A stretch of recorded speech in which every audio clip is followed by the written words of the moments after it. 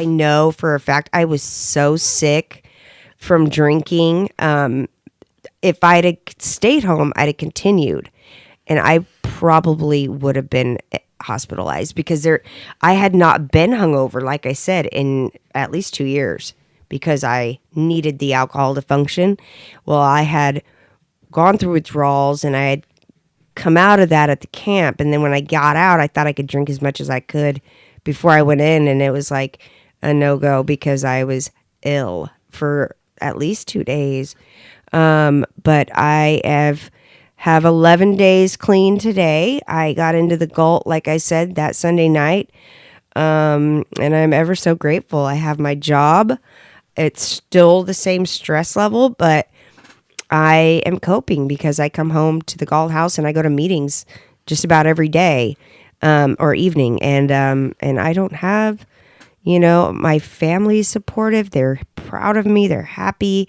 I feel healthy. My kids love being around me. They call me all the time. My life has changed today, so I am thankful. That's really awesome, Andrea. And let me ask you,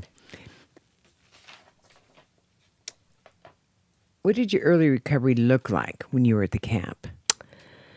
I felt every emotion that you could possibly feel. The first 5 days was like I was a little bit timid. I was just taking it all in and real, just not scared, but, just a little bit, just soft where I was kind of nice, nice to everybody. And then the second week I was happy. I was so happy. I have a problem with people telling me what to do, authority figures, and I have a feeling it's because of the way I was brought up with such a strict home, and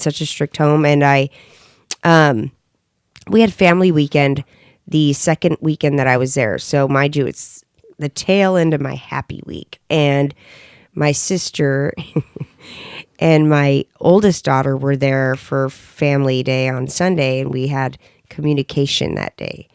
And we all talked. And about 2 out of the 12 clients that were in there with their families said they extended. And so all of a sudden, everybody's extending, Mom. You should extend too. And I was like looking forward to getting out of my 30 days. I was like, And also, I don't like things to be other people's idea. I wanted it to be my idea. If I was going to extend, it would be my idea. And I didn't like that. And it sent me into this depression for about 5 days. It was turmoil. I could not even be myself. I was so unhappy. And, it was my sisters were concerned, at the camp. My counselor actually got me through it. He lit a fire under me and got me to break down in process group. We had process group every day. And that's when I came out of that depression, and I decided on my own I was going to extend because he said, now that you took your mask off, it's time to get to work. That's awesome. Yeah. So what do you think about the 12-step program? I'm so new to the 12-step program. I don't even have a sponsor yet. I believe that from what I hear, and just from knowing what the steps are, that everybody should do the 12 steps. I don't think that it should just be a thing for addicts at all. It makes you a better person. And I look forward to starting the work once I find somebody to do that with. Good for you. Yeah. So what does your future look like, Andrea? My future? Goodness. Now I could go one way, but I won't even entertain that thought.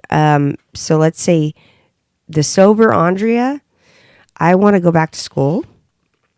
I'm in the legal department at work, and I want to learn everything there is to learn about the legal system and the job that I do, corporate law, and in-house counsel anyway. I want to be the best employee and I just want to be stellar. My boss is stellar, and he deserves a stellar employee.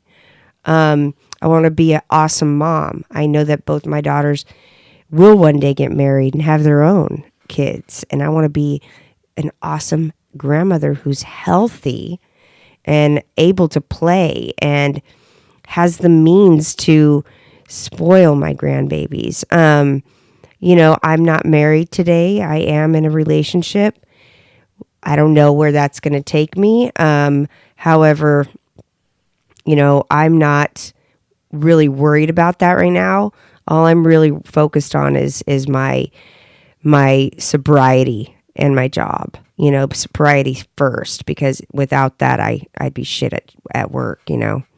And unfortunately, my boss knows me now, and I can't get by with anything, even if I tried. But I don't want to. So right now, it's just all about sobriety. But my future looks bright.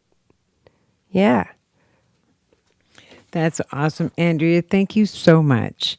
Thank you for joining us today on the Stories of Addiction podcast. To all our listeners, we wish you to stay sober and be happy.